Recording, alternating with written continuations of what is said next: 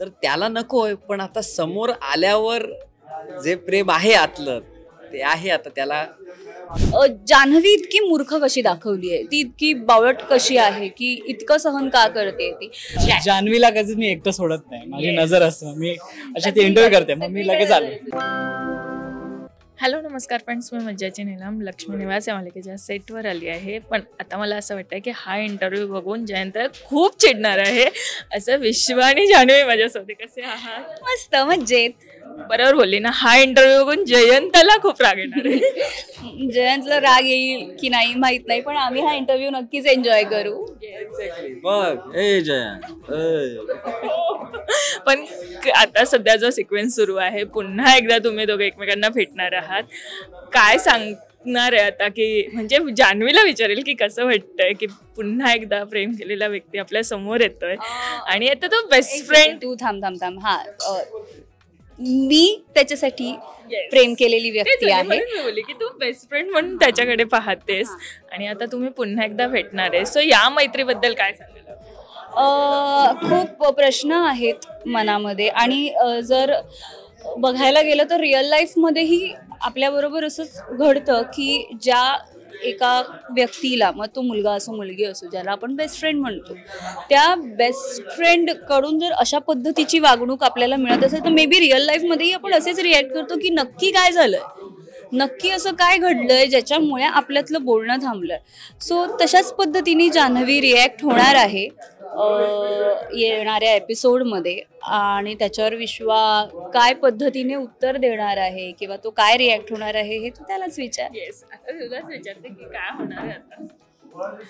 काय होणार आहे, बेसिकली त्याला नकोच आहे ती समोर आलेली. त्याने खूप सफर केलंय जे झालंय, त्यामुळे मध्ये अजून एकदा तो घरी पण गेलेला, तिथे पण खूप म्हणजे हिट अँड मिस झाला, त्यात तो खोलीत जाऊन रडला.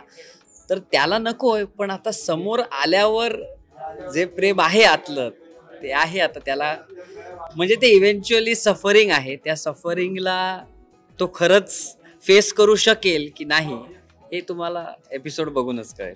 पण आता जयंतला हे सगळं सत्य कळाल्यावर की एकतर्फी प्रेम आहे वगैरे, तेव्हा तुला काय वाटतं की जयंतच्या काय रिॲक्शन असतील किंवा आता काय शिक्षा देणार आहे आता पुढे तो आणि किती शिक्षा देणार आहे? मी त्याच्यावरच येणार होते की जेव्हा त्याला कळणार तेव्हा ऑफकोर्स तो शिक्षाच देणार. पण मला असं वाटतं की प्रत्येक गोष्टीचा अंत हा असतोच.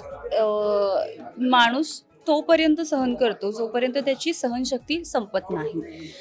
तर अजूनपर्यंत प्रेक्षकांच्या खूप कॉमेंट्स येत आहेत, रादर नेगेटिव्ह कॉमेंट्स जास्त आहेत त्याच्यासाठी, कारण त्याचं काम उत्तम होत आहे म्हणून, आणि माझ्यासाठी कारण जान्हवी इतकी मूर्ख कशी दाखवली आहे, ती इतकी बावळट कशी आहे की इतकं सहन का करते ती. पण मला असं वाटतं की प्रत्येक गोष्टीची एक वेळ येते, योग्य वेळ येते, आणि त्याच वेळेस आपण तशा पद्धतीने एक मोठं पाऊल उचलतो.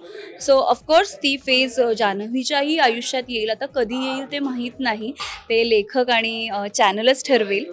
पण ज्या गोष्टीची प्रेक्षक आतुरतेने वाट बघतायत ती वेळ लवकरच येणार आहे. आणि आता हे सगळं बघितल्यानंतर जयंत कसं रिॲक्ट करेल हे पण तुम्हाला येणाऱ्या एपिसोड्समध्येच कळेल.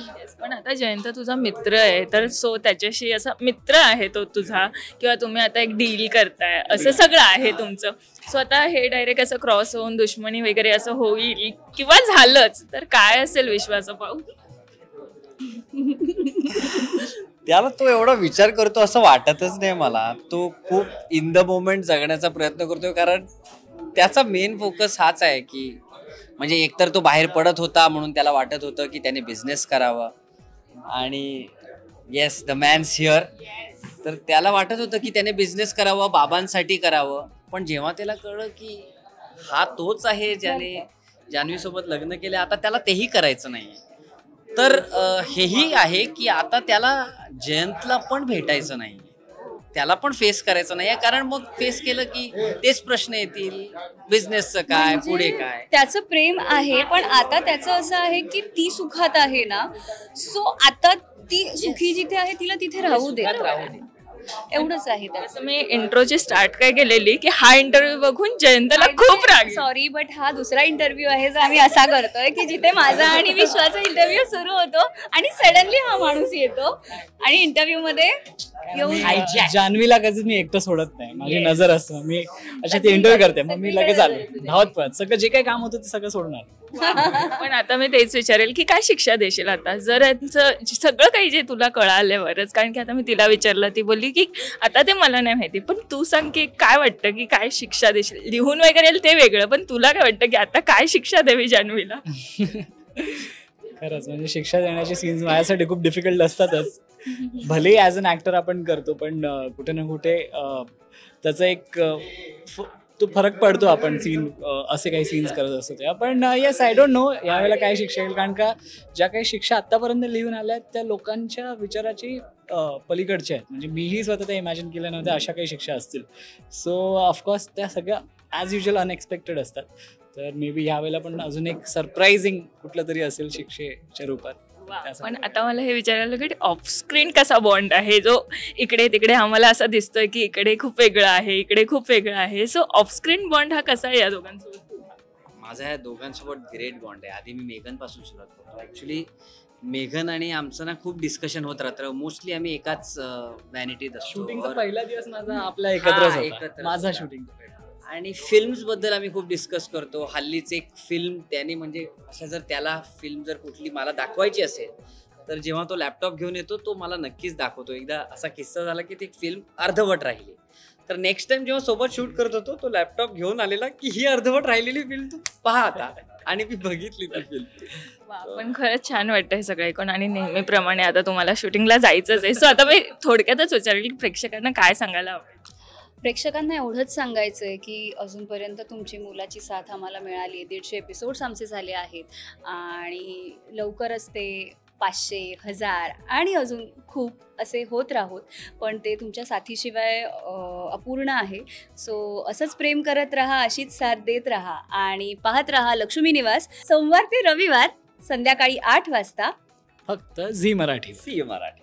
थँक्यू. मराठी मनोरंजन सृष्टीमधील मालिका, चित्रपट, नाटक तसेच कलाकारांबद्दलच्या नवीन अपडेट्स जाणून घेण्यासाठी नक्की सबस्क्राईब करा इट्स मज्जा मराठी या आपल्या नवीन यूट्यूब चॅनलला.